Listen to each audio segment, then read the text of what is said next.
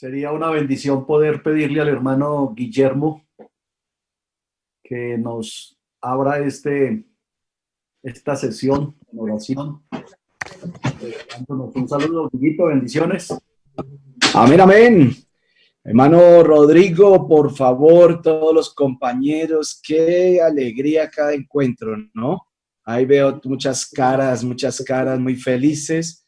Sé que Dios nos está bendiciendo a todos, nos está prosperando y estamos haciendo una voz en coro con José. Lo que ustedes pensaron que era para mal, era para bien.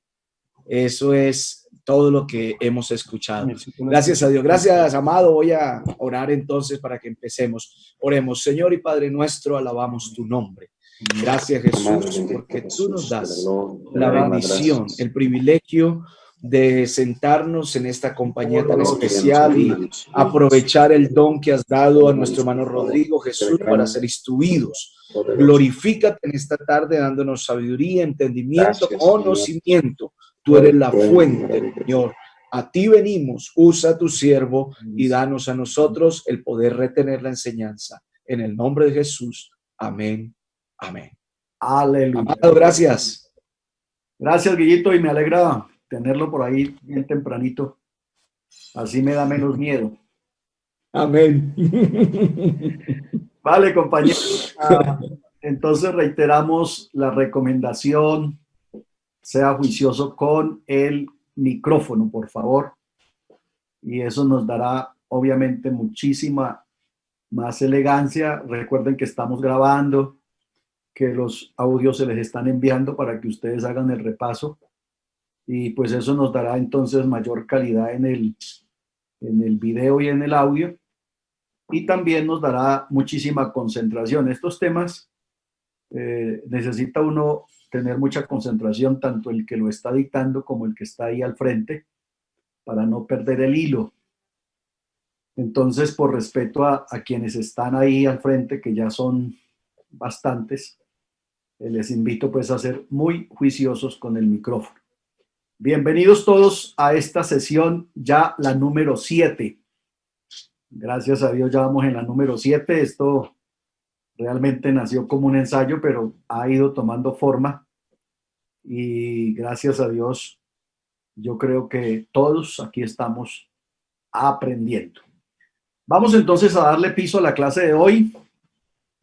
Voy a pedirle al hermano Armando Castro. Hermano Armando Castro, ayúdenos dándole lectura en el capítulo 10, el verso 1. 10, Apocalipsis.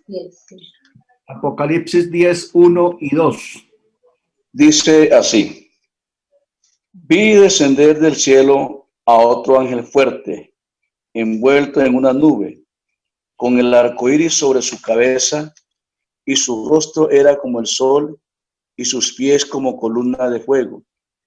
Tenía en su mano un librito abierto, y puso su pie derecho sobre el mar y el izquierdo sobre la tierra. Amén. Vale, gracias hermano Armando, muy amable. La clase pasada entonces estuvimos viendo cosas importantes, muy importantes. En el capítulo 8, especialmente, estuvimos viendo cosas muy importantes. Estuvimos viendo la media hora de silencio.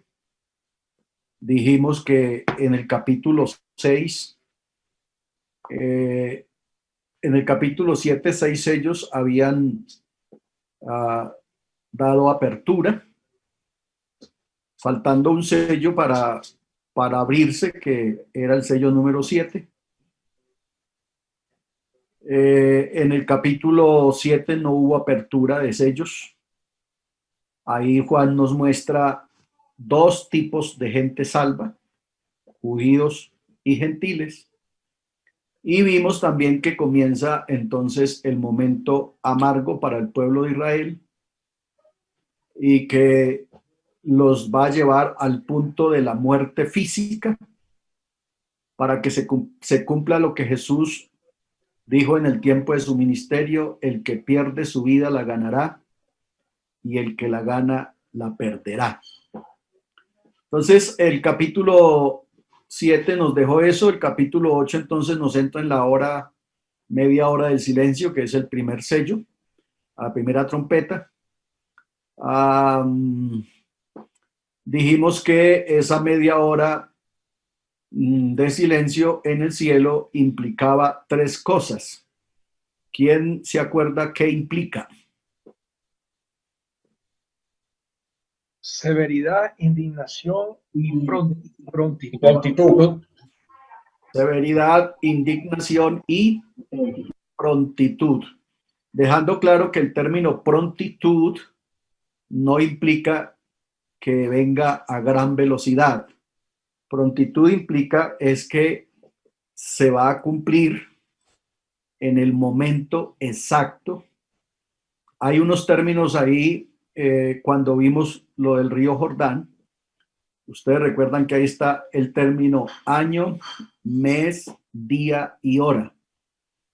Es más con respecto a exactitud, a que se da en el tiempo exacto y en el momento exacto de la agenda de Dios. Ok, permitamos entonces que unos 2 o 3 compañeros nos hagan un recorderis de la clase pasada para que enganchemos esta y no nos quede suelta. Ya dijimos 3 cosas importantes del capítulo 8. ¿Qué más dijimos? Hermano Rodrigo, están los ayes. Sí. Y el incienso preparado para ser lanzado como especie de juicio, ¿cierto? Sí, es juicio. Dijimos que el incienso era una forma o una clase de oración.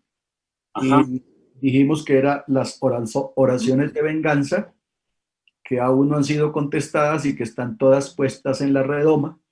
La expresión fue lanzado implica juicio.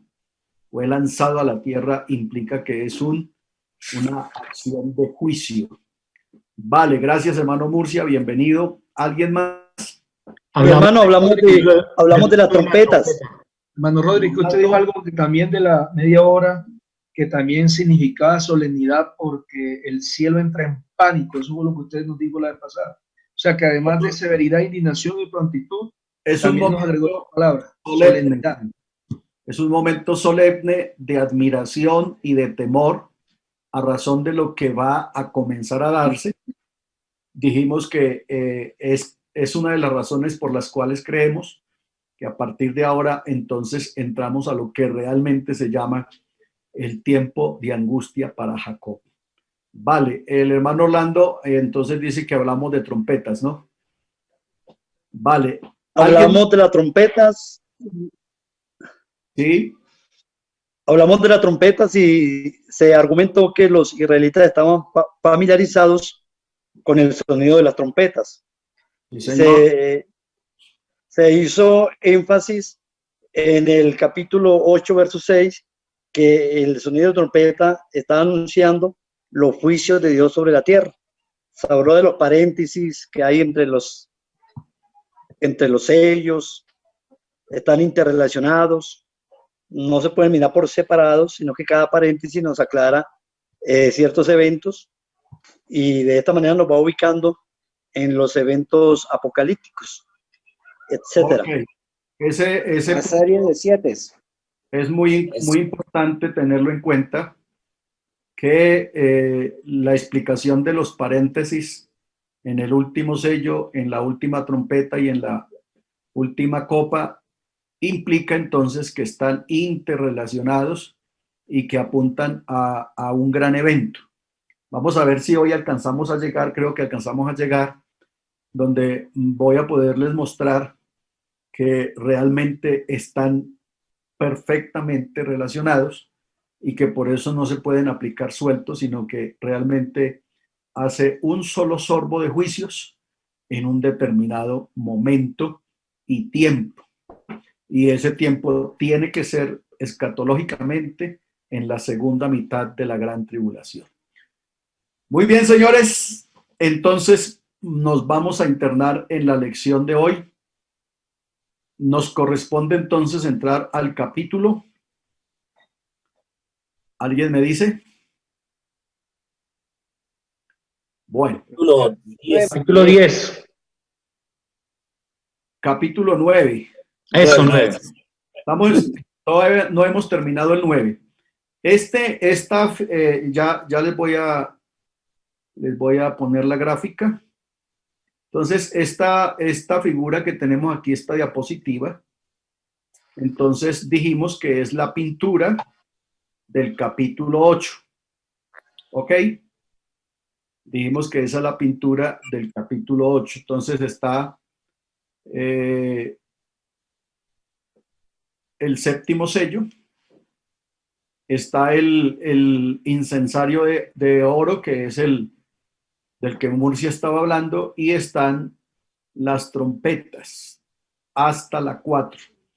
Entonces, esa es la pintura, así quedaría la pintura del capítulo 8. Llegando entonces al capítulo 9, entonces vamos a ver que se dan el resto de las trompetas y están los ayes o los ay de lamento que el apóstol Juan entonces nos va a explicar y nos va a decir de qué se trata. Del verso 1 hasta el verso 12 vamos a encontrar entonces 2 actos en el capítulo 8. Ahí se van a dar del 1 hasta el 12 y del 13 al 21, la trompeta número 5 y la trompeta número 6.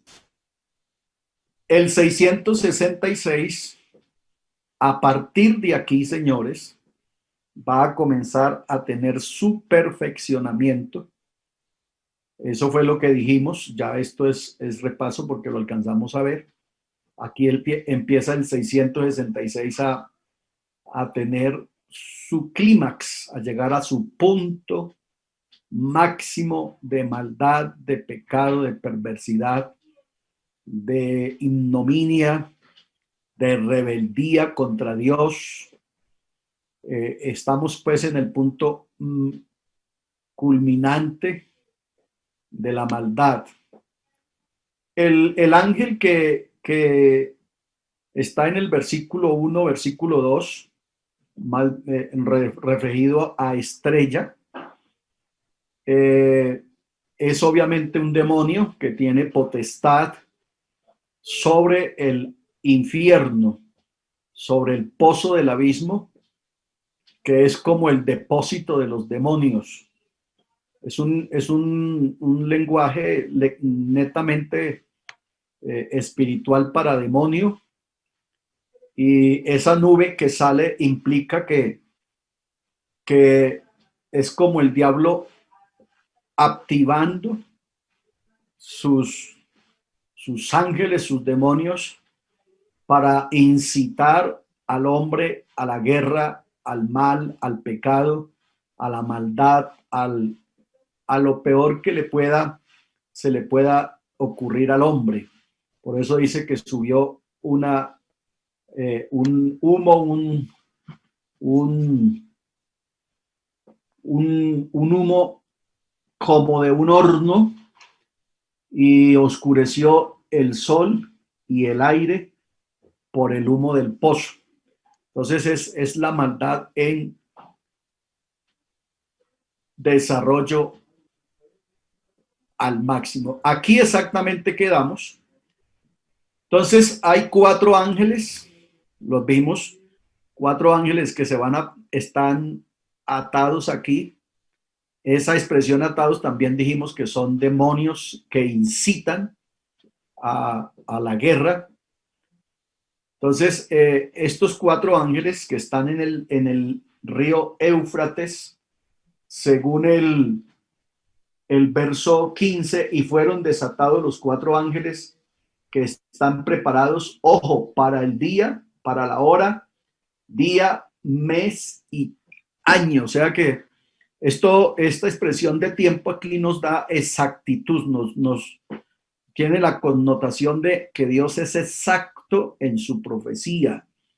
Lo dice el apóstol cuando expresa con referente al nacimiento del Mesías, dice: cuando llegó el cumplimiento del tiempo, Dios envió a su Hijo. O sea, Dios es exacto en eso. El reloj de Dios ni se adelanta ni se atrasa. El reloj escatológico de Dios es exacto. Entonces, estos 4 ángeles, por la connotación de estar atados, entonces implica que son demonios, porque los mensajeros de Dios, los ángeles de Dios, no tienen ese estado de estar atados. Repito entonces que la expresión de tiempo aquí, hora, día, mes y año, implica que eso tiene que ser exacto y no va a ser otro día, es el día que está señalado. Les decía entonces con respecto, por ejemplo, a China, que China es un gigante dormido. China desde 1999 dio la noticia que contaba en su ejército de base 200 millones de soldados. En 1999. Imagínense entonces cómo podrá estar hoy, ya después de todos estos años. No es casualidad que Juan haya oído, dice: yo oí su número, 200 millones de soldados, de los que vienen por infantería de a pie, que deben cruzar entonces aquí el río Jordán. Mire que aquí está ya entonces la ribera de la tierra de Palestina, de la tierra de Israel. Ahí está Jerusalén. Ellos vienen ahí a invadir Jerusalén y a destruir todo lo que es el pueblo de Israel.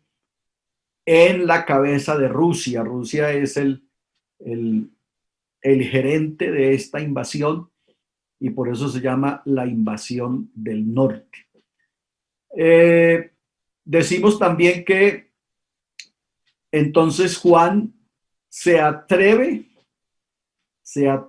a dar un número exacto. Yo oí su número, 200 millones. Digo, de los que van a pasar de a pie por el río Jordán, por el río Éufrates, los que van a pasar de a pie. Esta entonces es una visión desde el verso 13 hasta el 21. Es una visión exclusiva de Armagedón.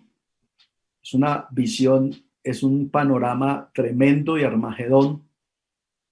Alcanzamos a ver a 8 días que el Salmo 38 es también un salmo profético y que está en espera del cumplimiento de esta profecía. El Salmo 38 entonces nos cuenta que quiénes van a ser parte de la invasión del norte.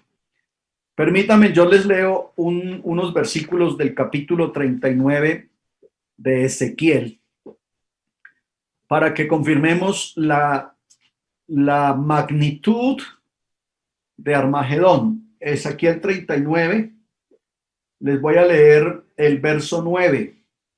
Y los moradores de las ciudades de Israel saldrán y encenderán y quemarán armas, escudos, paveses, arcos y saetas, dardos de mano y lanzas, y los quemarán en fuego por 7 años. No traerán leña del campo ni cortarán de los bosques, sino que quemarán las armas en el fuego y despojarán a sus despojadores y robarán a los que los robaron, dice Jehová el Señor. En aquel tiempo yo daré a Gog lugar para sepultura allí en Israel, en el valle de los que pasan al oriente del mar, y obstruirán el paso a los transeúntes, pues allí enterrarán a Gog y a toda su multitud, y lo llamarán el valle de Amón-Gog. Y la casa de Israel los estará enterrando por 7 meses para limpiar la tierra y será para ellos célebre el día en que yo sea glorificado, dice Jehová el Señor, y tomarán hombres a jornal que vayan por el país con los que viajen para enterrar a los que queden sobre la faz de la tierra a fin de limpiarla. Al cabo de 7 meses harán el reconocimiento. Ahí pueden ustedes darse en cuenta la magnitud del evento. Agréguele a eso lo que está en Apocalipsis capítulo 19. Mire lo que pasa en Apocalipsis 19. En Apocalipsis 19, entonces usted encuentra la expresión bienaventurados los que son llamados a la cena de las bodas del Cordero. Pero también encuentra la gran cena de Dios. Y la gran cena de Dios dice, para que comáis carnes de reyes, carnes de capitanes, y carnes de fuertes, carne de caballo y carne de sus jinetes, y carne de los libres y de los esclavos, pequeños y grandes. Esa gran cena de Dios es el mismo Armagedón. ¿Qué es lo que está pasando ahí? Que el Señor le da orden, porque la creación le obedece a Dios, le da orden a todo animal carroñero, a las fieras del campo, para que vayan y ayuden a limpiar la tierra, dice Ezequiel. Acuérdense que tierra es Israel, para que ayuden a limpiar la tierra. Entonces, esta invitación a la gran cena de Dios es a todo animal carroñero, a todas las fieras caníbales de la selva, para que se movilicen a la tierra, a Israel, y la ayuden a limpiar. Y aún así, van a durar 7 años quemándole las armas y 7 meses enterrando muertos, contratando gente a jornal, más todo lo que devoren las fieras del campo. Aún así, van a durar 7 años, 7 meses enterrando muertos. Ya podrán entonces ustedes imaginarse lo fiero de este combate, lo fiero de esta guerra, porque, ya repito, 200 millones literales vienen a pie. Súmele todas las orugas, que me imagino que son muchas las que van a llegar por el desierto. Súmele todo lo que va a llegar por el mar Mediterráneo y súmele todo lo que va a llegar vía aérea. Así que, hermanos, el poder de Dios, el amor de Dios, la misericordia de Dios y el favor de Dios para con Israel es definitivamente también muy grande, y Dios dejará ver todo su poder, toda su gloria, pero también toda su indignación en el momento de desarrollarse y ejecutarse lo que conocemos como como Armagedón. Muy bien. Entonces, Perdón, hermano Rodrigo. Lo que tenemos aquí es una visión del capítulo. Perdón, hermano Rodrigo, una pregunta, perdón. Ya, permítame, voy a cerrar la idea. Lo que tenemos aquí del versículo 13 hasta el versículo 21, en realidad no es todavía, deje claro eso, no es todavía la batalla de Armagedón, es una visión que Juan está teniendo. Entonces, Juan, ahora más adelante les voy a mostrar cuántas veces Dios le revela esto a Juan, tanto lo de Armagedón como lo del milenio. Son como dos temas muy, muy centrales y muy importantes, porque obviamente Armagedón es la liberación definitiva. Acuérdense, desde el año 607 antes de Cristo hasta Apocalipsis 19, que durante todo ese tiempo Israel ha estado subyugado, ha estado esclavizado, ha sido explotado de mil maneras, ha sido apretado de todas las formas, Entonces, Armagedón es la batalla de liberación, donde Israel definitivamente se libera para siempre de sus enemigos, pero además llega entonces a cumplirse en ellos la profecía, la promesa dada a Abraham.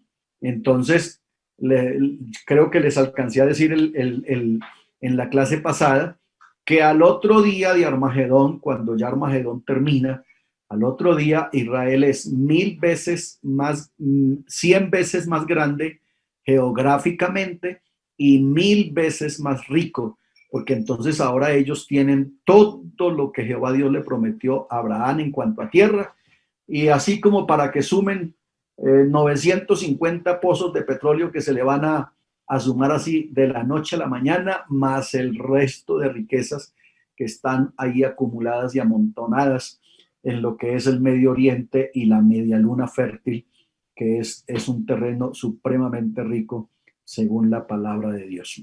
Hermano Nelson. Sí, hermano Rodrigo, gracias.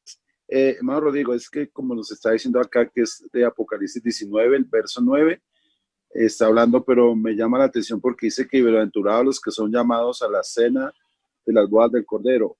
Quiere decir que nosotros vamos a estar ahí con él, que llama, veo que hay unos bienaventurados, ¿no?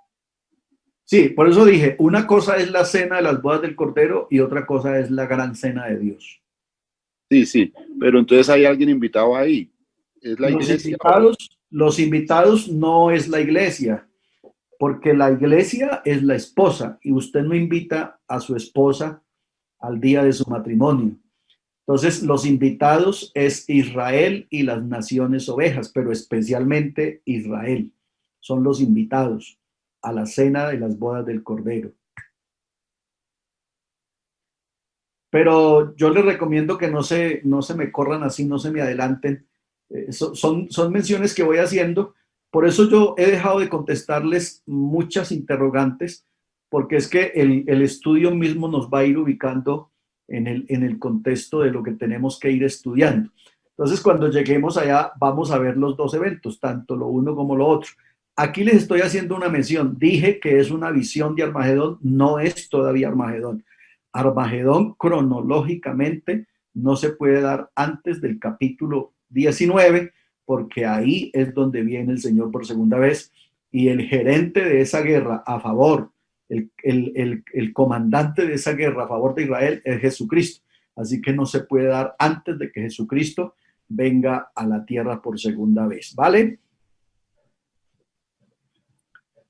Aquí tenemos tenemos la connotación entonces de ángeles atados, ya dijimos que son demonios, y quiero hacerles mención aquí o un recorderis de lo importante que es ese terreno donde donde se va a librar esta guerra. En ese terreno donde se va a librar la guerra estuvo la primera finca de Dios llamada el Edén. Ahí se dio el primer pecado, pero también se dio el primer crimen. Ahí se desarrolló el diluvio. Ahí se hizo la primera rebelión contra Jehová Dios en comunidad, la Torre de Babel.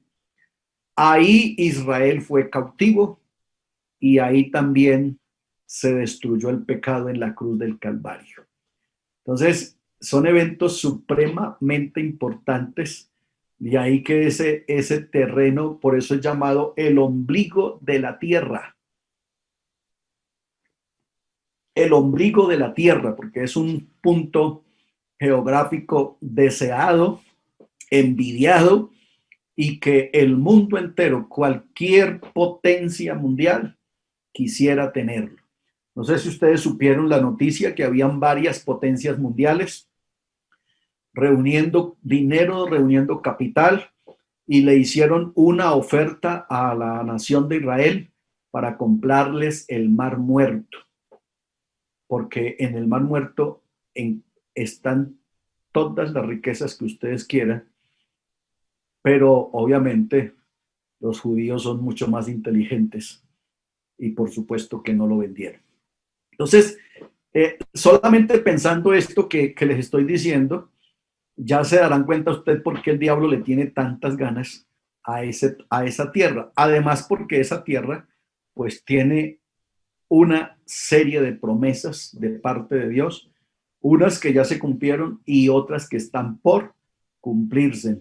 Así que ya entenderán por qué le tienen tantas ganas a esa nación, a ese pueblo, porque han sucedido y van a seguir sucediendo cosas muy, pero muy importantes dentro de esa nación.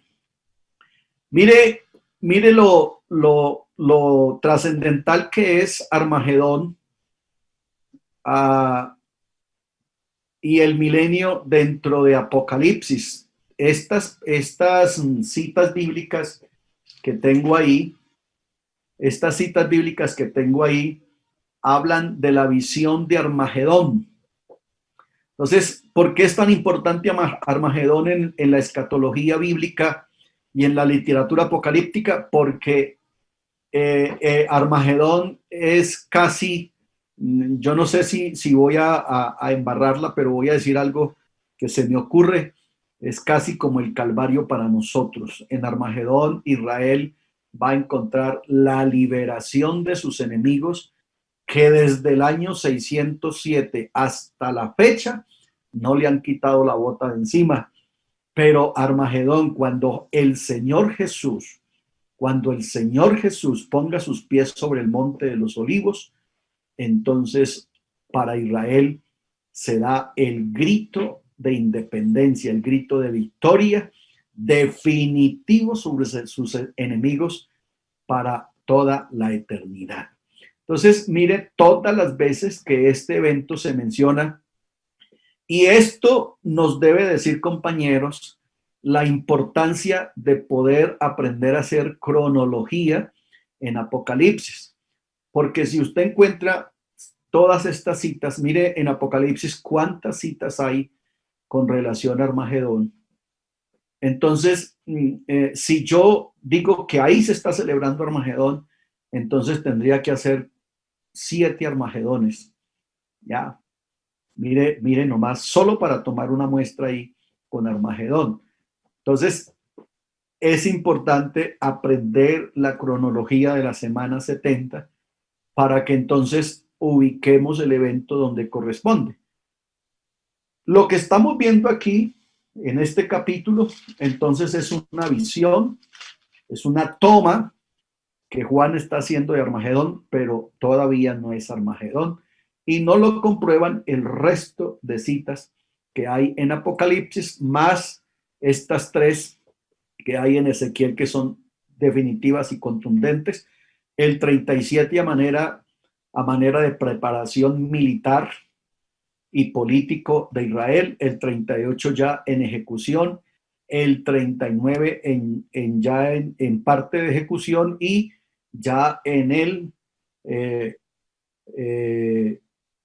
oficio de limpieza de los despojos que Armagedón va a dejar en el terreno de Israel. Vale. Llegamos entonces aquí donde este señor, el ángel del pozo. Así entonces nos queda, señores, la pintura de Apocalipsis capítulo 9. Así nos queda la pintura. El ángel, espíritu, el demonio que sube del abismo, que trae las llaves del pozo. Está el pozo que está atestado de demonios, y entonces se da Armagedón, que está liderado por Rusia y por el gigante dormido que es China. ¿Vale? Así nos queda la pintura entonces de Apocalipsis capítulo 9. Llegamos entonces a Apocalipsis 10. Orlando. No, hermano Rodrigo, solo que pues hasta ahora se me ocurre, no solicité permiso para tomarle fotos a las diapositivas. No sé si se puede hacer, mi hermano. Si paga derechos de autor, sí. Entonces, qué pena, mi hermano, discúlpeme, por favor, yo no No, igual eso van en los videos, ese material es de ustedes. Ah, bueno, mi hermano, muchas gracias.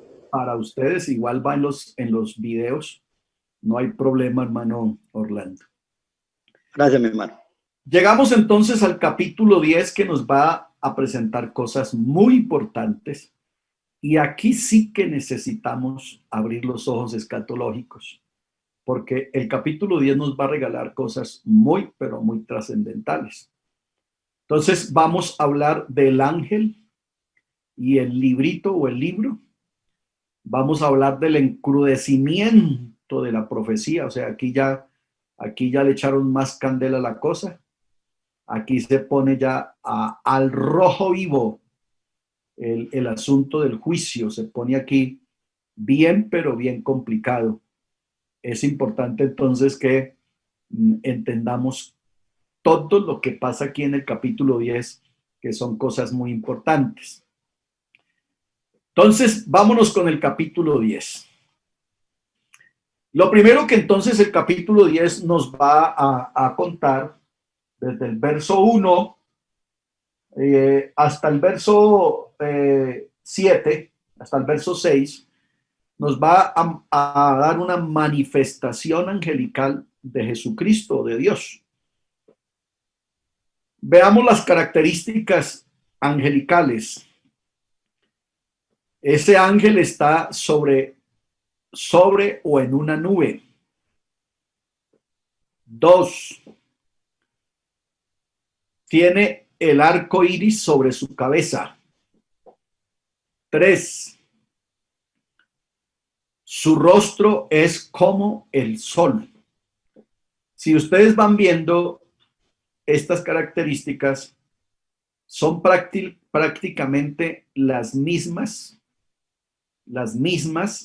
de Apocalipsis capítulo 1. Las mismas de Apocalipsis 1. Pero también nos recuerda del juramento que Jehová Dios hizo en el Génesis después del diluvio. Sus pies son como fuego.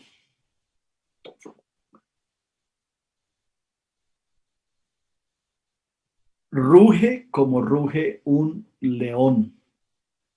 Estamos hablando de esta manifestación angelical. Y hace un juramento, recordando el juramento de Hebreos 6:13.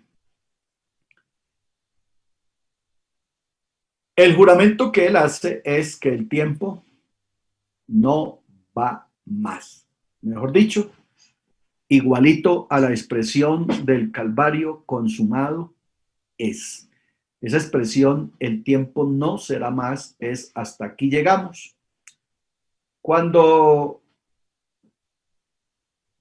los que me han oído la enseñanza de días mileniales, que lo hemos tomado desde la óptica redención, desde Génesis 3:15 en adelante, hemos dicho que Dios designó 6 días mileniales, que es igual a 6 dispensaciones, en las cuales Dios comenzó y está desarrollando desde la dispensación de la inocencia en adelante, o si quiere, desde Génesis 3, que el hombre peca, en adelante, el plan redentor de Dios se desarrolla. Esa agenda de redención que estaba trazada desde antes de la fundación del mundo, se comienza a desarrollar. Y se gasta, según Génesis 6:3, Génesis 6:3 dice, y dijo Jehová, no contenderá mi espíritu para siempre con el hombre, mas serán sus días 120 años. Repito, los que han hecho conmigo días mileniales sabe de qué estoy hablando. De pronto, a quien no ha estado en esa lección no lo tenga muy claro. Entonces, esos 120 años realmente, al hacerle un análisis al texto, entonces hemos llegado a la conclusión de que Dios no está hablando meramente de la generación de Noé, ni tampoco está hablando de la existencia de un individuo, sino que la expresión no contenderá mi espíritu con el hombre y involucra a la raza humana. Entonces, lo que está diciendo el texto es, yo no me lo voy a pasar eternamente discutiendo con el hombre, porque el hombre es malo, es carne, es perverso. Le voy a dar 120 años. Esos 120 años realmente se hacen la conversión en los jubileos. Aparece posteriormente la ley del jubileo. ¿Y qué era un jubileo? Un jubileo se daba cada 50 años, ustedes saben, cada 50 años se daba un año jubileo. ¿Y para qué era un jubileo? Era para restaurar al hombre que durante esos 50 años lo había perdido todo, que le habían secuestrado los hijos, que le habían embargado la hacienda, que le habían quitado esto, que tenía deudas. Cuando llegaba el año jubileo, el hombre era restaurado en su totalidad lo que había perdido. Pues en la historia de la raza humana hubo un señor que hizo un mal negocio, precisamente en la finca de Dios, allá donde estábamos viendo ahorita, en el Medio Oriente. Hubo un señor que hizo un mal negocio y lo perdió absolutamente todo. Ese mal negocio que ese señor hizo activó la agenda redentora de Dios, y desde entonces Dios está intentando salvar al hombre con el hombre, incluido el hombre Jesucristo. Escúcheme lo que dije. Dios tratando de salvar al hombre con el hombre, incluido el hombre Jesucristo. Entonces, a partir de ahí, Dios empieza a llamar hombres y a enviarlos. Entonces, mataron a Abel. Entonces, Noé terminó borracho. Abraham no lo alcanzó. Moisés tampoco. Josué tampoco. Sansón, ni se diga. Saúl terminó consultando a Regina 11. David terminó haciendo un crimen y un adulterio. Salomón terminó haciendo mercado para 1000 muchachas, etcétera, etcétera, etcétera. Cuando la cosa se puso en ese tono, entonces traemos a memoria que Jehová Dios miró desde los cielos, dice su Biblia. Miró Jehová desde los cielos sobre los hijos de los hombres para llamar al próximo. O sea, con el que voy a intentar hacerlo ahora. Pero se encontró con la sorpresa el Señor Dios y dice, no había ni siquiera uno, todos se habían descarriado. Pero escúcheme, pastor, esto para que le demos sentido y valor a esto. Cuando la Biblia dice que miró Dios sobre los hijos de los hombres, no se refiere a esa generación de allá, se refiere a la generación de todas las épocas. Así que ahí estábamos usted y estaba yo, estábamos nosotros, y ni nosotros llenamos los requisitos para ser enviados por Dios, para Dios seguir haciendo el intento de salvar al hombre. Ahí entonces es cuando Dios resoluciona y dice, entonces yo mismo iré y los salvaré.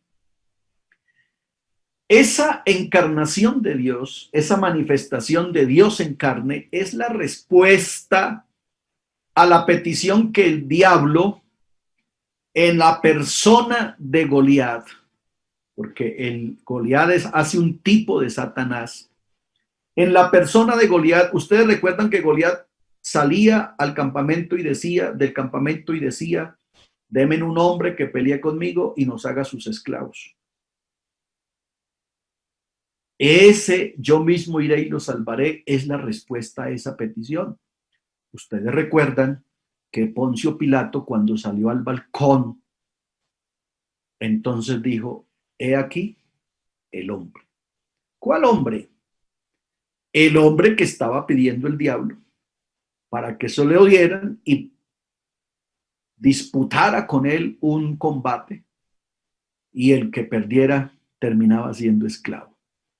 Pues el hombre Jesucristo en la cruz del Calvario derrotó por todas, de una vez por todas, lo dice el apóstol a los hebreos, derrotó de una vez por todas con una sola muerte el imperio del pecado y de la muerte y nos aseguró a nosotros la redención.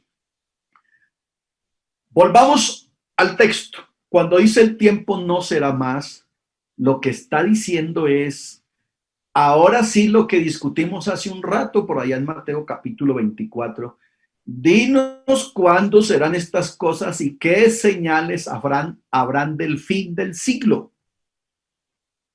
Esto que el tiempo no será más es el anuncio de que el siglo va a terminar. ¿Cuál siglo? El siglo implica todo el proceso de redención de Dios con el hombre, el trato de Dios con el hombre en pro de la salvación. Ahora sí, entonces, Génesis 6:3 tiene una connotación fuerte. No contenderá mi espíritu con el hombre para siempre, sino que serán sus días 120 jubileos. 120 jubileos da 6,000 años. 6,000 años, 6 dispensaciones, porque la dispensación número 7 es día de descanso y es el milenio. Así que, señores, miren el punto de la escatología y miren el punto de la profecía y de la literatura apocalíptica donde estamos parados. Esa expresión, el tiempo no será más, se está refiriendo a eso y lo vamos a encontrar ahí en el versículo 7. ¿Qué dice el versículo 7 del capítulo? El versículo 6 dice, y juró por el que vive por los siglos de los siglos, que creó el cielo y las cosas que están en él, y la tierra y las cosas que están en ella, y el mar y las cosas que están en él, que el tiempo no será más. Óigalo, sino que en los días de la voz del séptimo ángel, en los días de la voz del séptimo ángel, cuando él comience a tocar la trompeta, el misterio de Dios se consumará como él lo había anunciado a sus siervos los profetas. Así que aquí estamos en un punto, pero importantísimo, de ese proyecto, esa agenda redentora y de ese plan de salvación de Dios para la raza humana, no solo para Israel, sino para la raza humana. Dios salvando al hombre, con el hombre incluido el hombre Jesucristo. Voy a abrir un paréntesis por si de pronto alguien se perdió. No quiero que se me quede porque lo que viene aquí ahorita es muy importante. ¿Alguien Hermano, ¿Estamos ubicados? un punto ahí, hermanito Rodrigo, porque quedó, hermano, que es 120 jubileos multiplicado por 50 para que dé los 6,000. Sí, eso es. Entonces da 6,000 años. 6,000 años. Estamos hablando de 7 milenios. Jehová Dios hizo la creación en 6 días y en el séptimo descansó y santificó el día séptimo. Le garantizo que nosotros como iglesia no vamos a trabajar en el día 7. El día 7 es de descanso. Estamos en el día 6 y bien por la tarde. Bien por la tarde. Entonces, esa expresión de Génesis 6:3, Jehová Dios dijo, no contenderá mi espíritu con el hombre para siempre. ¿Por qué el término no se aplica a un individuo ni solo a la generación de Noé? Por la expresión hombre y para siempre. La palabra para siempre, imposible aplicársela o a una generación o a un individuo. Entonces, cuando el texto está hablando de hombre, está hablando de la raza. Entonces, no voy a contender con la raza humana toda una eternidad. Le voy a dar 120 jubileos para que nos arreglemos. Hay una versión que dice para que arregle sus actos. Esa versión me parece extraordinaria. Le voy a dar 120 años para que arregle sus actos. y si no, bailas. El capítulo donde estamos parados dice, el ángel dijo, se acabaron los 120 jubileos. No fue posible que el hombre recuperara sus cosas hasta aquí. No hay nada que hacer. El tiempo no va más. Mejor dicho, ahí termina el siglo. ¿Vale? Hermano Rodrigo. Murcia. Bueno, estoy un poquito como confuso. Bueno, los 120 por 50, esos 50, ¿cómo o de dónde se sacan? ¿De dónde salen? Sí, por eso les dije que de pronto iban a quedar un poquito embolatados porque solamente estoy tomando una fracción de toda la enseñanza, aunque tú sí estuviste en la enseñanza de los días mileniales, recuerda. Ahora que me acuerdo, tú sí estuviste, señor, que la dimos en un conversatorio allá en la sede. La sede. Sí, acuérdese que hicimos todo un recorrido bíblico para ratificar bíblicamente que lo que está hablando Génesis 6.3 tiene que ver con redención y abarca toda la época de la raza humana. Lo vimos a través de toda la Biblia hasta llegar a donde estamos. Entonces, esos 120 jubileos están tomados de para qué es un jubileo. Lo que el Señor nos va a dar a nosotros es eso, un jubileo. ¿Qué es un jubileo? Que el hombre recupere todo lo que le dio, y eso se cumple en el milenio. En el milenio yo lo he graficado de la siguiente manera: escoger si el Señor viene hoy, nosotros nos vamos al cielo, súmele 7 años más, esto no va a cambiar mucho, van a haber los mismos huecos, quién sabe si ya habrá metro, creo que no. Entonces, en 7 años la cosa no va a cambiar mucho. Entonces, póngale 7 años más adelante, si el Señor viniera a levantar su iglesia hoy, escoger la generación salva de esa época, incluido Israel, y devolverlo a la dispensación de la inocencia. Eso es el milenio. Es la restauración de todas las cosas. ¿Ya? Es que el hombre vuelva al paraíso de Dios. ¿Ya? Por eso usted ve que Isaías, creo que es el micrófono suyo, Murcia, que está abierto y hay música por allá. Isaías describe el milenio de esa manera, como otra vez el paraíso donde todo vuelve a la paz. Dice, el oso y la vaca pasearán sus crías juntas, el león comerá paja con el corderito, y el niño en la cueva de la serpiente jugará. ¿Ya? Y el pecador de 100 años será maldito.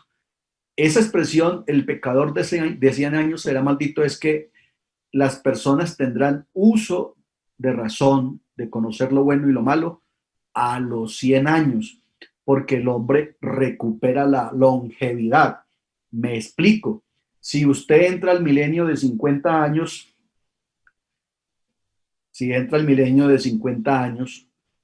y no peca, pues sale de 1050 porque usted recupera la longevidad. Ahí es donde se aplica tácitamente el versículo de Ezequiel: el alma que pecare, esa morirá. El texto ahí se aplica tácita y literalmente. En el milenio el que peque se muere literalmente. Entonces eso es el milenio. Entonces ese año que ya literalmente vendría a ser el año del jubileo para la gente salva, entonces es que el hombre recupere todo lo que perdió en el mal negocio que hizo en el huerto del Edén. ¿Ya? Para eso entonces Dios designó 6 dispensaciones de trabajo, 6, y una de descanso, el milenio. Entonces el hombre tiene que ser restaurado otra vez en su estado espiritual, en la imagen de Dios, en la estatura y la plenitud de Cristo, en 6 dispensaciones. Porque en la séptima no hay trabajo. La séptima es de descanso. Entonces, tomado de lo que es un jubileo y para qué es un jubileo, esas son figuras, son tipos que están ahí en el Antiguo Testamento, que como dice el apóstol, se dejaron para nuestra enseñanza y son sombra de lo que había de venir. Entonces, para eso es que están esas cosas ahí y hay que ponerlas a funcionar. ¿Podemos seguir, señores? Sí, señor. Amén. Sí, señor. Amén. Volvemos entonces aquí a la manifestación angelical de Jesucristo. Entonces, he querido que se tengan en cuenta todas estas características porque Juan anuncia, vi descender del cielo a otro ángel fuerte. Entonces, cualquiera pudiera simplemente tomarlo como una manifestación de un ángel. En Apocalipsis 5 vuelve y se da también esa expresión, un ángel fuerte vino y me dijo, no llores, ¿ya? Entonces se puede tomar solamente como una manifestación de un ángel, pero cuando ya tú te detienes y miras estas características, te dan cuenta que es una forma de Dios angelical, es una forma de Jesucristo angelical, y que solo Él tiene la capacidad, el poder de hacer y de experimentar esto. Y note que el juramento que Él hace lo da con un pie en el mar y con un pie en la tierra, indicando que Él es el que tiene control sobre toda la creación, pero indicando también en términos escatológicos mar y tierra, que Él es Señor de los judíos y es Señor de los gentiles, y que por eso tiene potestad de castigar y de salvar, tiene potestad de redimir y tiene potestad de condenar, si se puede utilizar esa expresión, aunque Dios no condena a nadie, nos condena en nuestras propias obras y nuestros propios pecados. Pero Él tiene el poder, en palabras más teológicas, de hacer el juicio. Entonces esa expresión, un pie en el mar y otro pie en la tierra, indica que es el dueño de la creación, según el Salmo capítulo 24, de Jehová es el mundo y su plenitud. Y un pie en el mar y un pie en la tierra es que Él es Señor tanto de judíos como de gentiles, y llegó la hora de hacer el juicio al hombre. ¿Ok? Vale. Muy bien, entonces es importante pues tomar en cuenta esto porque a veces uno estos detalles los pasa por alto. Cuando dice que cuando el ángel abrió su voz o dio su voz, dice 7 truenos emitieron sus voces. Aquí están las 7 voces o los 7 truenos de Dios. Yo no sé si usted había tenido la posibilidad de considerar el Salmo 29 desde esta óptica. Entonces el Salmo 29 tiene los 7 truenos de Dios, las 7 formas, los 7 tonos de voz de Dios. Voz de Jehová sobre las aguas, voz de Jehová con potencia, voz de Jehová con gloria, voz de Jehová que quebranta los cedros del Líbano, voz de Jehová que derrama llama de fuego, voz de Jehová que hace temblar el desierto de Cades, y voz de Jehová que desgaja las encinas. Entonces, esta expresión del Salmo capítulo 29 tiene un acorde finito con lo que estamos viendo aquí en el capítulo 10, y entonces también nos ratifica que de quien estamos hablando es definitivamente el dueño del universo, es el dueño del poder, es el Señor que habla, es el Señor de las voces, es al que cuando habla la tierra tiembla. Y aquí está entonces en estas 7 voces involucrado prácticamente la creación. Está involucrada y más cuando se trata de juicio, entonces está involucrada la creación. Hay un vacío ahí aparente Porque Juan dice que cuando él oyó esos 7 truenos, pues él iba a escribir lo que los 7 truenos dijeron, lo que las 7 voces dijeron, pero a Juan le dijo, no lo escribas. Y ese no lo escribas implica entonces que no hay necesidad, o sea, ya para qué escribirlo si el tiempo ya se cumplió. Escribirlo para qué, quién lo va a oír, quién lo va a escuchar, quién lo va a escudriñar, a quién va a beneficiar. Lo que acabas de oír ya es la sentencia final. Lo que acabas de oír ya es ejecución, ya nada que hacer. El tiempo no va más. Y eso es definitivo y eso es contundente. Así que a Juan le dice, no lo escribas. Está vedado para ti, no lo escribas. Ojalá cuando lleguemos al cielo le podamos preguntar a Juan si se acuerda qué fue lo que dijeron los 7 truenos, pero ahí no lo dejaron escribir. El juramento del día 6, el tiempo no será más. Para el mundo religioso, para el mundo blasfemo, para el mundo desobediente será una pésima noticia que el hombre jamás pensó que se llegaría a dar, pero para el pueblo de Israel es la mejor de todas las noticias.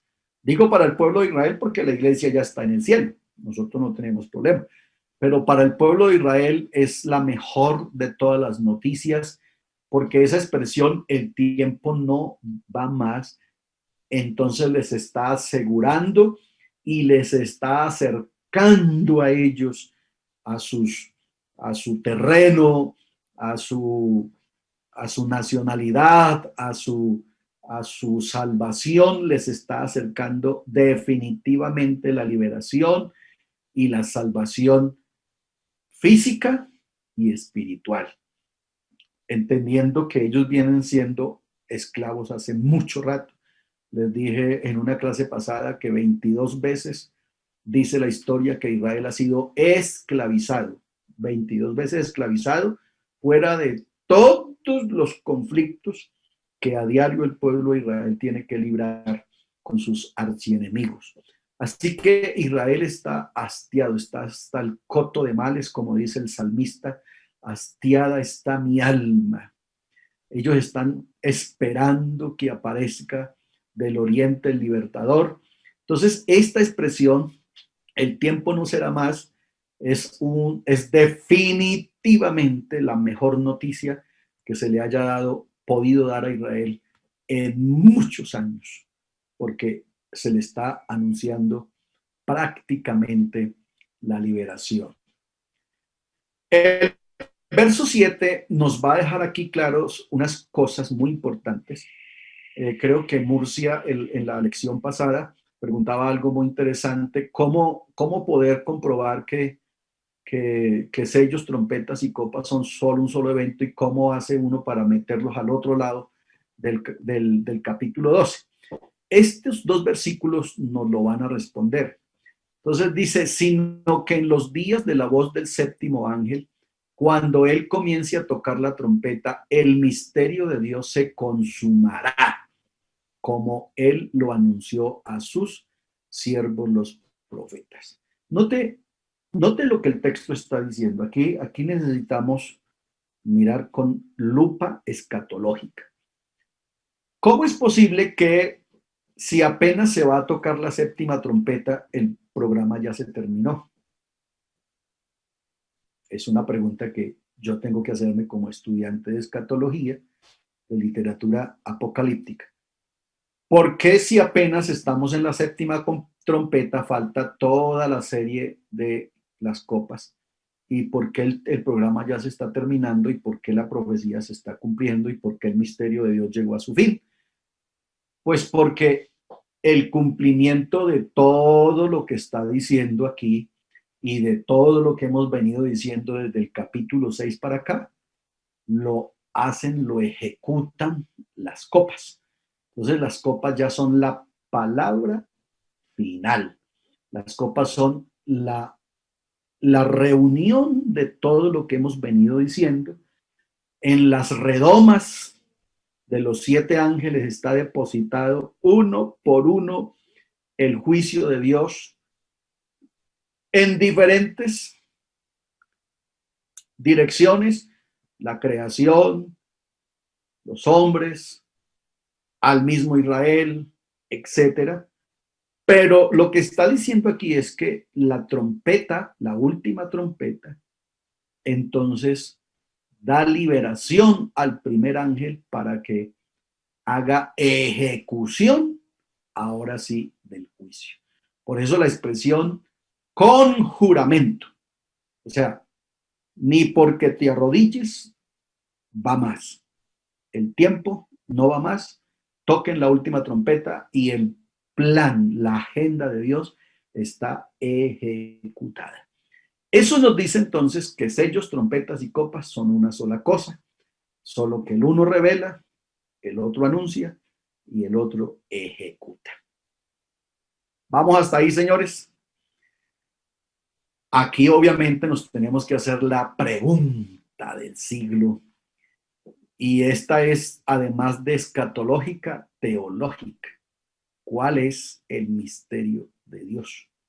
O sea, ¿cuál es el misterio que se está consumando aquí, que está llegando a su punto, que se está cumpliendo al pie de la letra, según lo que está estipulado por los profetas? Dice el verso 7, sino que en los días de la voz del séptimo ángel, cuando él toque la trompeta, el misterio de Dios se consumará, como él lo anunció a sus siervos, los profetas. ¿Cuál entonces es ese misterio? Vamos a ver si le apuntamos. Entonces, Pablo en el capítulo 1, el verso 9 de Efesios nos habla dándonos a conocer el misterio de su voluntad según su beneplácito, el cual se había propuesto en sí mismo. ¿Cuál era el misterio? De reunir todas las cosas en Cristo, ¿cuándo? En la dispensación del cumplimiento de los tiempos, así las que están en los cielos como las que están abajo en la tierra. Aquí está llegando esto a su cumplimiento exacto. Aquí se están reuniendo todas las cosas en Cristo, porque solo sucediendo esto, solo dándose esto, es que entonces Cristo puede sujetarse al que le sujetó a él todas las cosas. Entonces, el misterio está aquí totalmente cumplido. Jesucristo es el medio, el método, si me permiten, el elemento que Dios escogió para reunir todo su plan, todo su propósito, todo su pensamiento y el desarrollo de toda su agenda, de las cosas que están en el cielo, de las que están en la tierra y aún de las que están debajo de la tierra, reunirlas en Cristo en el cumplimiento de todos los tiempos. A eso era que nos referíamos cuando estábamos hablando de Marcos. Ahora veamos cómo está representado y explicado ese misterio del cumplimiento de los tiempos o el misterio de Dios. Entonces, la conversión definitiva de los judíos es también llamado un misterio según Romanos 11:25. Ojo a lo que aquí está saliendo. El propósito de Dios para la iglesia es llamado un misterio según Efesios 3 al 11. El cumplimiento de la plenitud de los gentiles es también llamado un misterio. Note que todo tiene que ver con salvación. La presencia viva de Jesucristo en el creyente es llamada un misterio según Colosenses 1:27 y 2:3. Y el mismo evangelio, la predicación y el desarrollo del evangelio también es denominado y llamado un misterio de Cristo según Colosenses 4:3. Esto que estamos viendo ahí, pastores, entonces es a lo que se está refiriendo el verso 7 de Apocalipsis 10. El misterio de Dios se ha consumado. O sea, la predicación del mensaje de las buenas nuevas para salvación terminó. Por más que alguien quiera entrar, ya no entra porque termina el proyecto de Dios para salvación. Para salvación. Vendrán otras cosas, ya vendrán otras cosas, ya vendrá el milenio y vendrán otros eventos, pero para salvación, el misterio en Cristo, entonces está consumado, llegó a su punto final, se cumplió, se le dio cumplimiento a cabalidad. Y entonces, ¿qué queda ahorita? Juicio. Juicio. Así como dijo Suso, el que creyó, creyó. Vale, gloria a Dios. Pasamos entonces aquí a otra parte del capítulo. Y entonces a Juan, él lo primero que comienza diciendo en el capítulo es que el ángel tiene un librito, un libro. Primero tiene un libro. Ahorita explicamos la expresión librito. Y tiene un libro en su mano y con ese libro es que sale a hacer pues con esa manifestación gloriosa y con ese libro es que hace el juramento. El libro, en la expresión libro, implica que ahí está la profecía toda completa, el libro. Pero después Juan habla del librito. ¿Y por qué el librito? Porque Juan entonces en el capítulo 5, Juan ve un libro que tiene 7 sellos. Pero aquí ya toda la profecía está cumplida, o sea que prácticamente lo que quedan son unas páginas apenas para pasar del libro. Por eso entonces él dice, ya no queda un libro gordo de 7 profecías, de 7 expectativas, de 7 dichos de Jehová, sino que ya queda una cosa poquita para cumplirse. Todos esos aspectos nos están diciendo que la profecía escatológica de Dios está llegando a su punto culminante, está llegando ya a su punto final. Entonces esa expresión librito lo que nos está diciendo es que ya realmente no queda nada más que hacer. Esta gráfica está hecha para que entonces entendamos por qué sí es posible creer que sellos, trompetas y copas hacen un solo evento. Si ustedes miran la relación entre trompetas y copas, los no están aquí porque los sellos son revelación. Y ya dijimos que 3 sellos no tienen juicio. El primero es el de paz. El quinto es de las almas decapitadas y el 3 creo que es, me parece. A ver si me acuerdo o me tocará devolverme. Alguien que me ayude, los 3 sellos distintos que dijimos. El otro es de silencio en el cielo. Y el séptimo, que es el paréntesis para que las copas arranquen. O sea que 4 ya están ejecutados, solo quedan 3. Y los tres que quedan, que son los 3 jinetes, son todo Armagedón. Los 3 jinetes, todos son un solo evento. Entonces, mire, ponle cuidado que solamente hay en la primera trompeta y en la primera copa es donde hay una especie pequeña de diferencia. Porque la primera trompeta tiene granizo, fuego mezclado con sangre. La primera copa produce úlceras.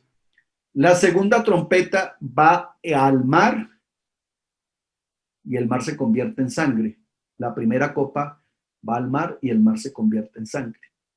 La tercera trompeta va a los ríos y a las fuentes de las aguas y se convierten en sangre. La tercera copa va a los ríos y a las fuentes de las aguas y se convierten en sangre. La cuarta trompeta es la trompeta tocada para los astros. Aquí pasa lo mismo, va sobre el sol. La quinta trompeta está sobre el trono o el reino de Satanás. Aquí está sobre el trono o el reino de la bestia, es el mismo trono de Satanás porque el anticristo es una personificación de Satanás. La sexta trompeta se la sueltan al río Éufrates, la quinta copa se la sueltan al río Éufrates. La séptima trompeta es un paréntesis, la séptima copa es un paréntesis.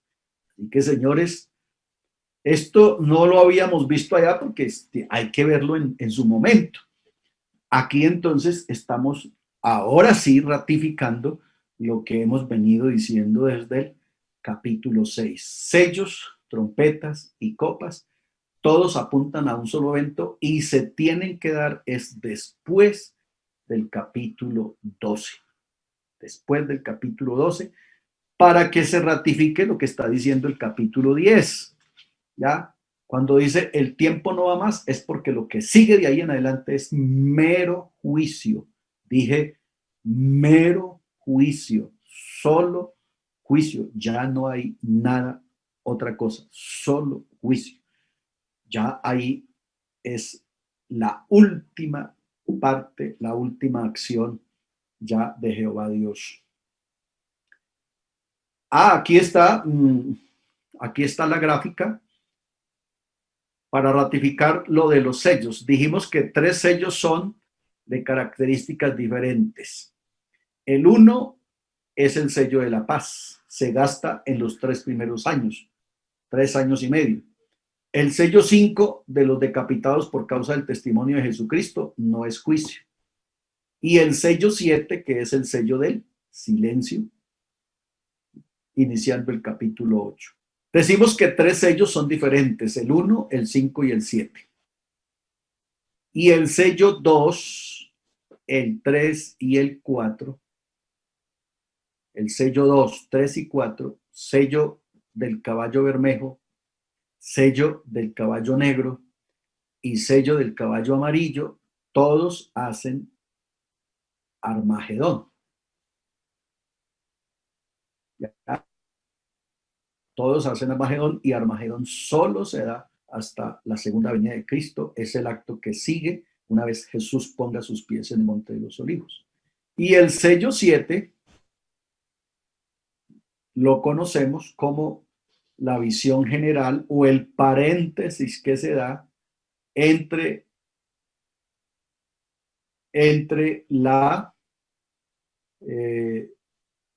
es la visión general de los segundos 3 años y medio, que lo vimos ya con suficiente discusión. Entonces ahí el sello 7, el sello 6 lo que hace es dar como un panorama de lo que va a suceder en la segunda mitad de la gran tribulación. Entonces, mire por qué estamos ratificando o diciendo lo que hemos venido diciendo desde hace un buen rato. Ok, entonces la pintura del capítulo 10 de Apocalipsis nos va a quedar de la siguiente manera. Un ángel fuerte, esta es una manifestación angelical de Jesucristo. Está el Dios o el Señor de las 7 voces, de los 7 truenos. Está la definición, culminación y terminación del misterio de Dios. Y el librito agridulce, que Juan tuvo que comer. Ese comer no es literal. No se le vaya a ocurrir predicar que los hermanos se coman la Biblia porque no es literal. Lo que está diciendo Juan es que lo que falta por suceder produce la satisfacción, el gozo, la alegría, la tranquilidad de que el día de venganza de Jehová ha llegado. Entonces, ese es el dulce, produce esa satisfacción, el saber que lo que hemos predicado todo este tiempo, el Señor al fin le da ese cumplimiento culminante, el ver Juan la venganza contra sus hermanos, a favor de sus hermanos, el pueblo de Israel, y ver la liberación del pueblo de Israel y el poderse, el pueblo de Israel establecer como lo que Dios les había prometido. Ese es el dulce del librito, pero el amargo del libro, que es el que debe sentir todo predicador del evangelio, que es el que debe sentir todo ministro responsable del evangelio, es saber que la gente que no se convierta al evangelio, o a la que nosotros no le prediquemos este santo evangelio, la va a pasar muy, pero muy mal.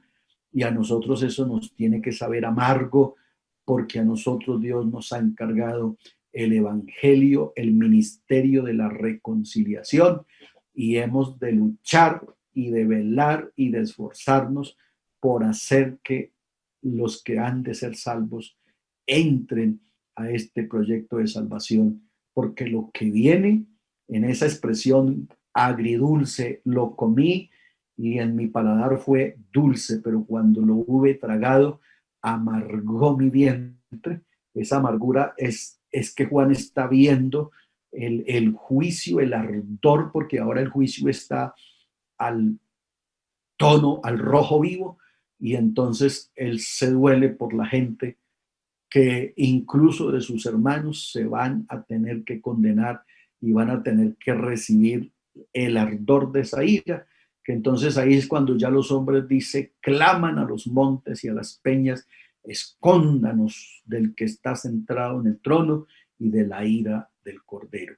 A eso se refiere Juan cuando está diciendo fue dulce y amargo, porque el pedacito que falta, que es muy poquitico, son al fin y al cabo 3 años y medio. Eso en la jerga de Dios, si un día es como 1000 años y 1000 años como un día, ¿cuántos son 3 años y medio? Realmente es una cosita así, pero es de lo más amargo que el hombre va a tener que vivir. Dice la Biblia que no ha habido otro día ni lo habrá como ese. Señores, abrimos un paréntesis para reflexionar hasta aquí. Hermano Rodrigo. Hermano Rodrigo. Bueno, ¿quién habló primero? Dios lo bendiga, hermano Rodrigo. ¿Quién es? Hermano Arturo Velandia. Arturito, Dios lo bendiga. Amén. Una preguntita, discúlpeme. El sello de la paz de los decapitados y el del silencio es el 1, el 5 y el 7. ¿Esos son los 3 primeros años y medio o también van otros sellos o solamente son esos 3? No, el sello de la paz es el 1, que se gasta 3 años y medio. ¿Ya? El sello del silencio es el momento en que Juan va a empezar a describir ya, permítame la expresión, la escena macabra de lo que sería el desarrollo del juicio. Entonces, ¿se acuerdan que dijimos que es severidad, que es prontitud, que es, ¿qué más? Es cumplimiento, creo. Entonces, ese es el sello del silencio, ese se da antes de la mitad de la gran tribulación. Ese es el sello. Indignación en la otra palabra. Indignación, ok. Y el sello 6, no, el sello 5, que es el sello de los decapitados por Jesús. De los decapitados. Entonces, esas son las almas que están bajo el altar, que claman, ¿hasta cuándo, Señor?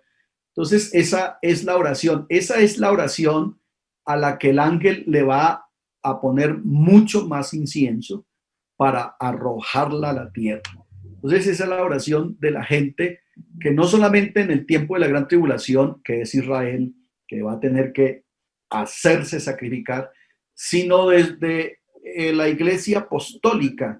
Ustedes recuerdan que desde la dispersión en adelante, el pueblo de Israel, la iglesia ha tenido que sufrir persecución y las muertes, los muertos que la iglesia ha tenido que poner por causa del testimonio de Jesucristo. Esa es la gente que está clamando venganza, pero que se les dice, que se les dan vestiduras blancas y que se les dice esperen todavía un poquito de tiempo, porque hay otra gente que también le va a pasar lo mismo que a ustedes. Entonces, esperen un poquito y entonces cuando se cumpla ese ciclo, ese número, pues entonces les vamos a dar la corona incorruptible de gloria, la corona de vida. No sufrirá muerte, no sufrirá daño de la muerte segunda, le promete el Señor a la iglesia en Apocalipsis 2 y 3. Entonces, a esos 3 sellos se dan antes de la primera mitad, ¿ya? Entonces, antes de la primera mitad, esos 3 sellos. Los otros 3, que son Armagedón, hasta el 19. Y el que hace el panorama completo, entonces ese está antes, pero no influye dentro del cumplimiento, sino que es como que usted se subiera a una avioneta y empezar a ver el paisaje y empezar a ver la afectación de los ríos, de los mares, de la plantación, de los hombres, de la creación en el juicio de Dios. Entonces, eso es lo que hace Juan. Juan está en el cielo y él puede tener un panorama claritico de todo lo que está o va a suceder. Amén, hermano Rodrigo, muchas gracias. Nelson. Luego sigo yo. Nelson. Sí, hermano Rodrigo, pues es sobre el librito, ¿no? Pues ahí lo estaba explicando otra vez. O sea, sí, que lo dulce del gozo y la satisfacción de la venganza de Dios, ¿no? Y el amargo es, lo entendí, ¿no? Creo que lo entendí, que es también nosotros de cuando no alcanzamos a predicar. O sea que también uno puede poner el versículo ahí, que fuérzalos a entrar. Digo, pregunto, ¿no? Sí, sí, está bien.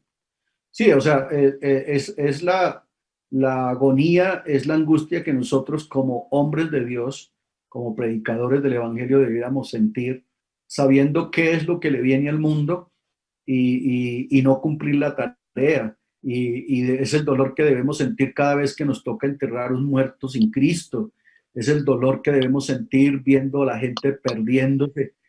Imagínense, por ejemplo, hoy en esta época del coronavirus, ya son millones los que han enterrado tal vez sin Cristo.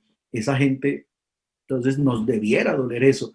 A cualquier hombre de Dios en cualquier época nos debe doler un perdido, uno que se muera sin Cristo, uno que se vaya a la eternidad sin conocer este evangelio, porque entonces no hay nada que hacer. Y eso fue lo que le pasó a Juan. Juan se alegra de que la liberación es definitiva, pero le duele ver a su semejante, a su prójimo, lo que le viene, porque lo que le viene es definitivamente atroz. Es casi insoportable para cualquier ser humano.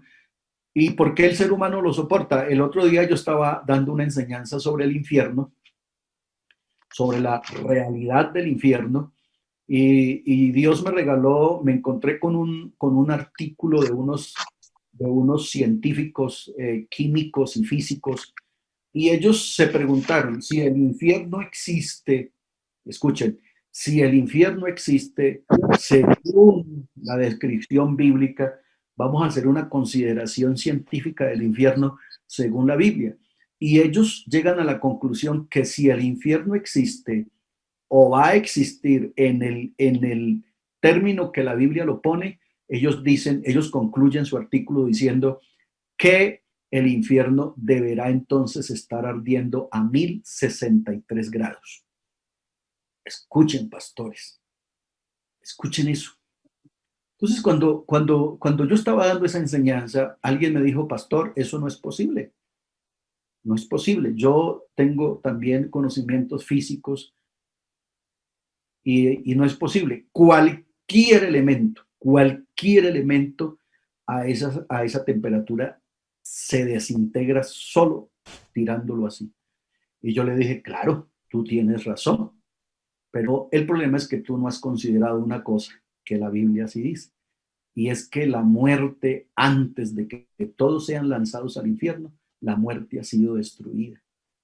Así que el hombre va a tener que ir al infierno, como dice el mismo Jesús en Marcos capítulo 9, 4 veces, donde el gusano no muere y el fuego nunca se apaga.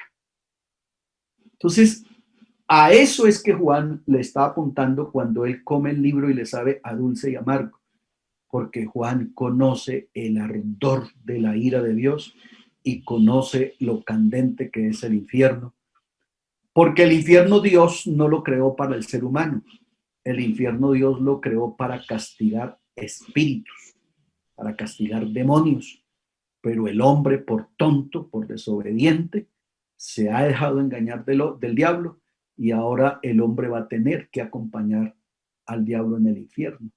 Entonces, mire la severidad, yo no estoy diciendo que sea así como los científicos lo dicen. La Biblia no da temperatura, pero ya uno podrá imaginarse que si uno pone el dedo sobre una velita y no aguanta medio segundo, pues cuánto será más en el infierno. Entonces, a eso es que Juan le está apuntando cuando está hablando de esa manera. Fue dulce y amargo. Dulce porque él dice, mi pueblo sale aquí libre, veo la liberación de Israel, veo cómo Israel va a ser liberado y cómo Israel va a ser una nación, pero también veo el castigo también de sus hermanos, porque todo Israel no va a ser salvo y obviamente el resto de perdidos. Ajá, ¿alguien más me habló? Mano Rodri y yo. Ah, Murcia, bendiciones. A ver, bueno, mano Rodri, en la gráfica donde se muestran las similitudes, por decirlo así, entre copas, entre trompetas y copas, también ya a ir al texto como tal, establece unas diferencias. Entonces dice que, por ejemplo, la tercera trompeta se tocó y entonces se afectó la tercera parte del mar. Ya en la copa se afecta total. Entonces ahí es donde a veces, o sea, yo pienso, me hace pensar a mí que parece que son dos oleadas de juicios que pueden surgir.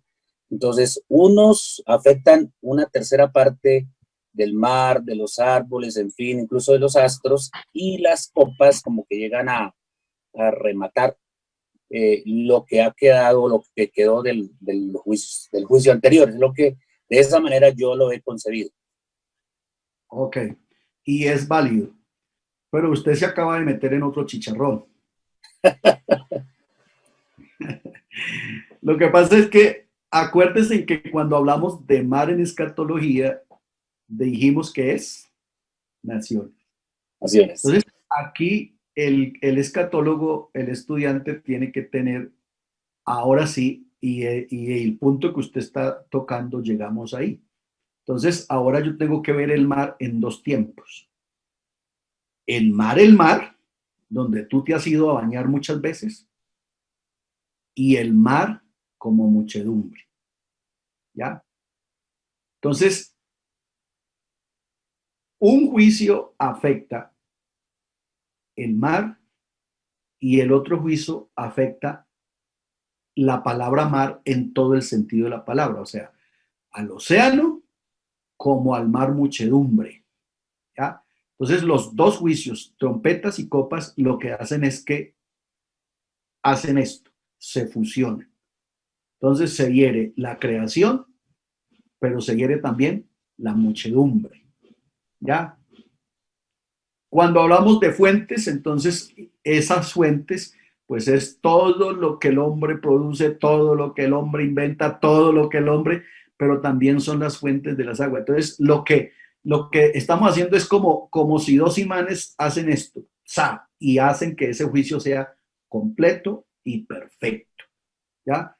Por eso series de 7, porque 7 es perfección aún en el juicio, ¿ya? Perfección aún en el juicio. Entonces, lo que hacen aquí los juicios es copas y trompetas hacen cada vez esto, cada vez esto, cada vez esto, y entonces lo que hace es que ahora lo humano y lo que es creación, universo, está siendo afectado en todo el sentido de la palabra.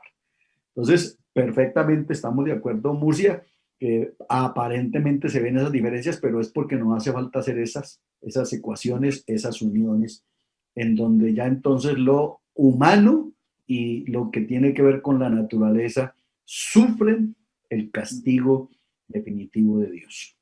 ¿Vale, señores? Hermano Rodri, Dios le bendiga. Bendiciones. ¿Quién me habla? Johnny Navarro, hermano Rodri.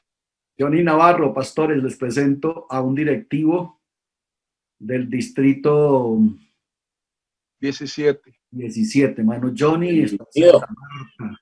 Amén. Bienvenido, hermano. Gracias, hermano. Gracias. Dios le bendiga a todos. Bienvenido, hermano directivo. Amén. Me alegro de escucharlos y estar aprendiendo de ustedes aquí al lado de un maestro que el Señor nos ha puesto en las manos. Que el Señor los siga bendiciendo. Amén, amén. Hermano Rodri, una preguntita. Como estamos en la parte escatológica, quisiera preguntarle, cuando la Biblia dice vi descender del cielo a la Nueva Jerusalén, porque yo escuché un comentario de un pastor hace mucho tiempo y pues él decía, según la explicación que daba, era que la Nueva Jerusalén se establecerá en la tierra, que dice que vio descender la Nueva Jerusalén del cielo. Entonces que nosotros iríamos al cielo, pero regresamos otra vez a la tierra. Entonces vale, quiero, Johnny, señor, Johnny, para que no continúe y no pierda su tiempo. Claro, de pronto tú no conoces las reglas de la escuela. sí, no hemos llegado allá, y ponernos a hablar de eso sería enredarnos más. Muy Entonces, bien. Permítanos, si el Señor no ha venido antes, si el Señor no viene de aquí a que lleguemos a la Nueva Jerusalén, trataremos de definir eso. ¿Listo? Entonces, las preguntas es importante que las consultemos, las formulemos respecto al capítulo al que estamos trabajando, ¿vale? Ok. ¿Alguien más? ¿O avanzo para el capítulo 11, por lo menos dejar la introducción? Amén. Hermano Rodrigo, Dios le bendiga. Oiga, una mujer, qué alegría. ¿Quién me habla? Mayerly de Peña. Ah, hermana Mayerly, qué alegría que estés por ahí. Amén, gracias. Dios les bendiga, hermanos. Es una preguntita, hermano Rodrigo. Cuando su merced habla de manifestación angelical de Dios, esa manifestación angelical de Dios, que es un ángel, entonces podríamos decirlo que también tiene relación cuando los ángeles vieron nacer a Jesús en el pesebre, lo vieron cuando él ascendió al cielo, ¿sí? Su cuerpo fue glorificado. Y también podríamos relacionarlo con 1 Timoteo 3:16, que dice, ¿visto ángeles?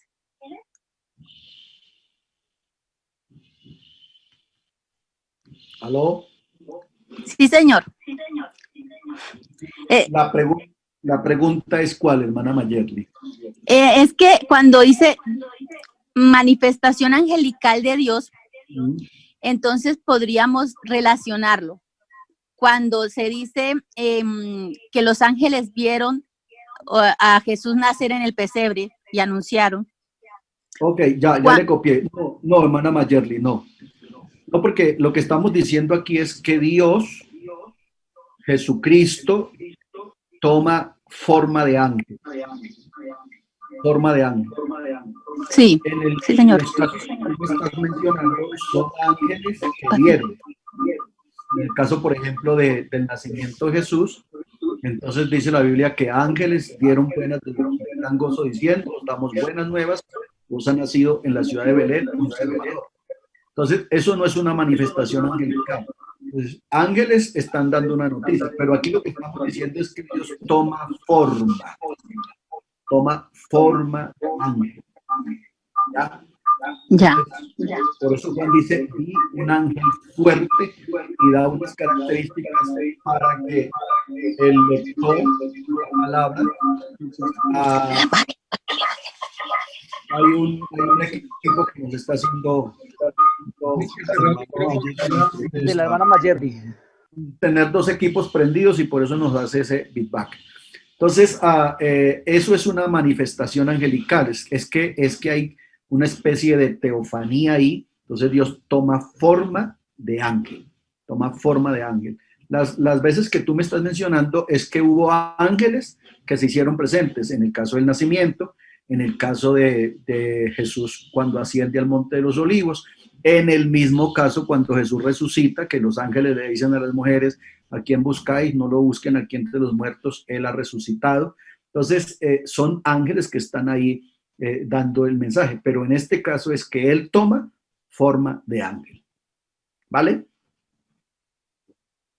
Gracias, hermano. Vale. Ok, entonces... Hermano Rodrigo, ¿puedo hacer una pregunta?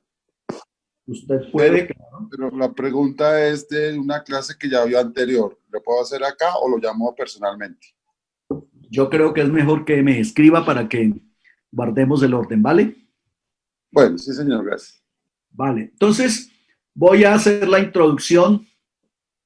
Voy a hacer la introducción en 2 minuticos del capítulo 11.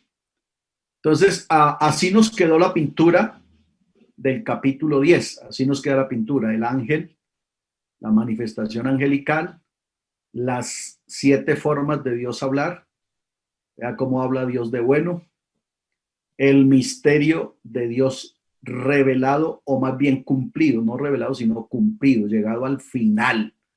Ya el tiempo no va más. El librito que Juan tuvo que comer, ese comer no es literal.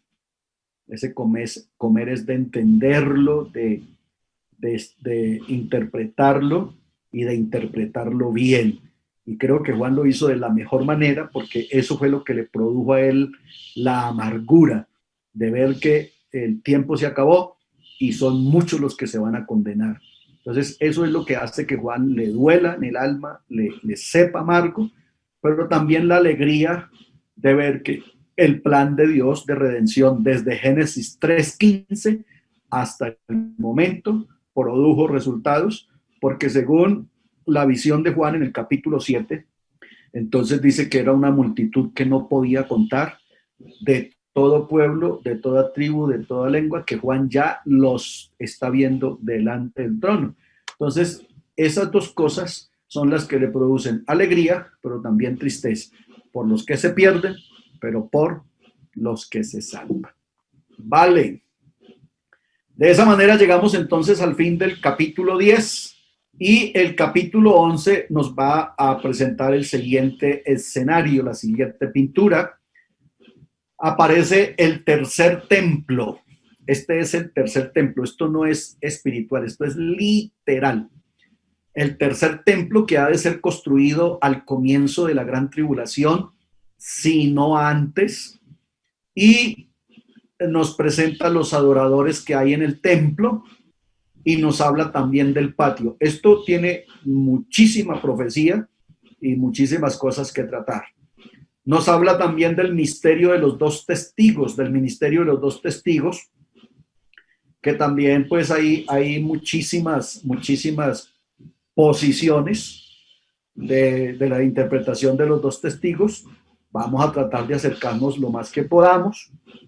En lo particular, yo procuro tener como unos 6 binomios para descartar hasta podernos acercar al máximo a lo que la Biblia más nos permita acercarnos. Y aparece entonces la última trompeta, que es la que suelta, que es de la que estábamos hablando ahorita en el capítulo 10, el verso 6 y 7, es la que definitivamente le pone el sello a todas las cosas y de ahí para allá es que se suelta ya entonces lo que nosotros hemos aprendido aquí en esta escuela a llamar el día de angustia o el tiempo de angustia para Jacob, o lo que los profetas llamaron el día de Jehová. Eso se da a partir de la copa de la trompeta número 7, mejor dicho, a partir del capítulo número 12. El 11 cierra la primera etapa, los primeros 3 años y medio, y el 12 ya es el desarrollo de los 1260 días finales, en donde el juicio está que arde. Señoras y señores, entonces así estamos llegando al final de la lección número 7. Espero haber aportado algo hoy y que no se vayan a ir pues más confundidos de lo que llegaron. No sé si alguien tiene algún aporte, algo que decir. Rodrigo. Mano Rodrigo. El tiempo se ha acabado y no va más. Germán. Mano Rodrigo, una preguntita. Dios le bendiga a todos. Lo que dice Apocalipsis 9, 10, 9, es lo mismo que está en Ezequiel capítulo 13. Entiendo que... Es que, mire, le leo lo que dice el principio que Ezequiel 3 dice, me dijo, hijo de hombre, come lo que hayas, come este rollo y ve y habla a la casa de Israel. Y abrí mi boca y me hizo comer aquel rollo. Y le dice el 3, y me dijo, hijo de hombre, alimenta tu vientre y llena tus entrañas de este rollo que yo te doy, y lo comí y fue en mi boca dulce como la miel. Pero más adelante le dice que vaya a la casa de Israel y les hable de todos los... ¿Tú estás leyendo dónde? Ezequiel 3.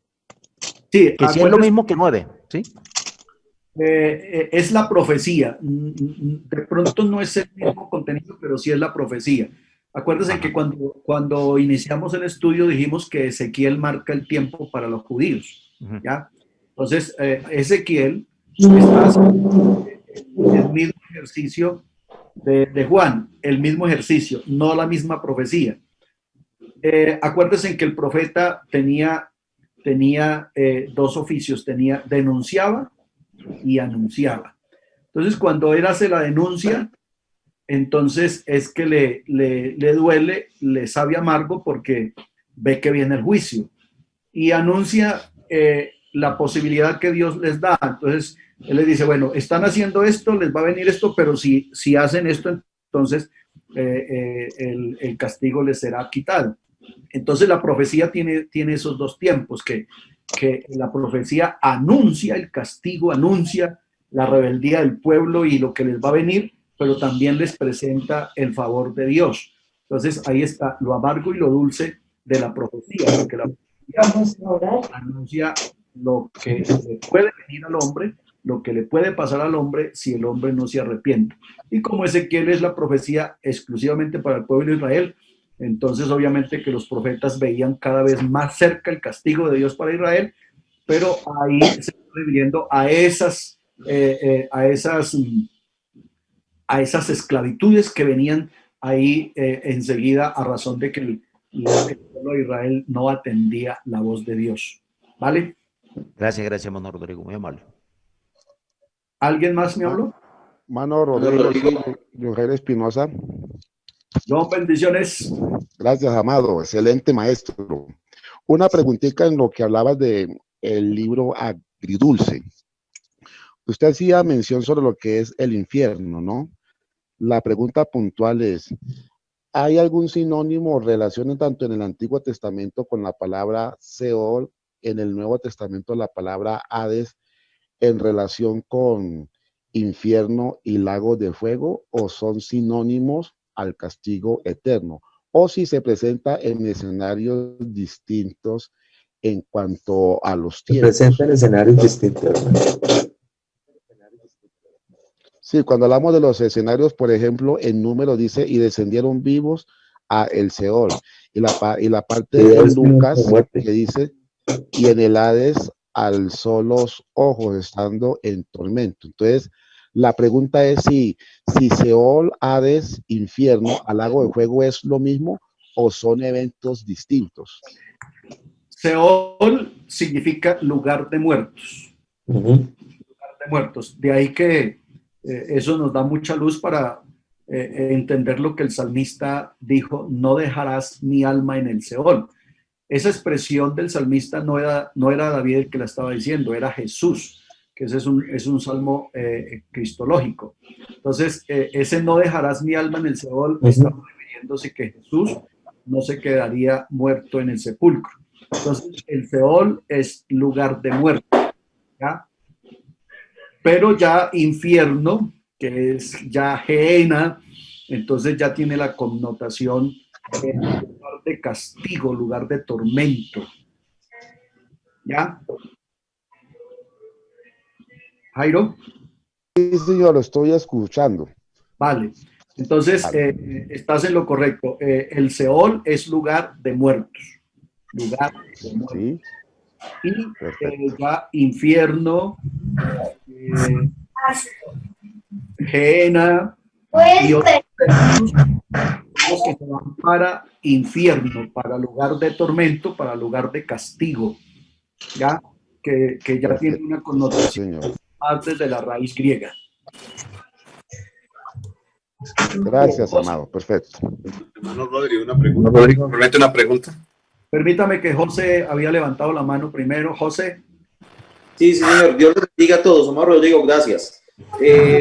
Es solo para hacer mención de una figura pedagógica que usted mencionó ahorita, que es importante tener en cuenta y creo que nos ayuda a tener más organizado el conocimiento. Es como cuando Juan va en un avión, lo mencionó así usted, hermano Rodrigo, y él está viendo. Apocalipsis creo que es importantísimo poderlo ver así, como un escenario donde hay un aeropuerto, hay unas cosas que están pasando en la tierra, hay un avión que va despegando y hay una visión, cosas que se pueden ver desde arriba, y eso le ayudará a uno a ubicar, digamos, algunas cosas, cada cosa en su escenario, pues. Entonces me gustó esa figura o esa ayuda pedagógica que nos ayuda a visualizar mejor cosas que se dan en la tierra y cosas que se dan en el cielo. Quería hacer mención de eso. Gracias, Mauro Rodrigo. Gracias, Jorge. Juan nos dejó eso claro desde el capítulo 4, cuando dice, al instante yo estaba en el espíritu, óigalo, en el día del Señor, en el día del Señor. O sea, el escenario que Juan tiene para ver es eso, el desarrollo del día del Señor, pero él lo está viendo desde allá, desde esa óptica espiritual, en donde las cosas se pueden ver con claridad. Pablito. Sí, gracias, hermano Rodrigo. Que pensando en las bases que se están presentando de los lugares, de los muertos y todo esto, sí se presenta una diferencia, no sé si tenga mucho que ver con el tema del caso del rico y Lázaro en Lucas 16. Eso tiene una semejanza de que los muertos, tanto el rico como Lázaro, los dos estaban en un mismo lugar, con una diferencia de una gran cima. Entonces no sé si haya relevancia en eso con respecto a lo que se está hablando del lugar de los muertos. ¿Cómo se llama eso? Si ustedes quieren, en una próxima clase podemos hablar un pedacito de eso y dejamos algunas cosas que me parecen. Sí, me parece muy interesante porque pues es que hay veces está la confusión porque sabemos que el lugar de los muertos es el Hades, ¿no? Y entonces allá también están tanto los muertos en Cristo como los muertos sin Cristo, ¿no? Pues tiene la... Allá fue Jesucristo. Una figura literaria. Exactamente. Y por otro lado, pues una recomendación, hermano Rodrigo, si usted quiere, es posible que nombre a alguno de nosotros al que le pueda servir como anfitrión del Zoom. O anfitrión, sí, y le podemos ayudar a controlar el tema de los micrófonos para cancelar algunos. Pues desde que no me toque repartirle los viáticos, claro, podemos.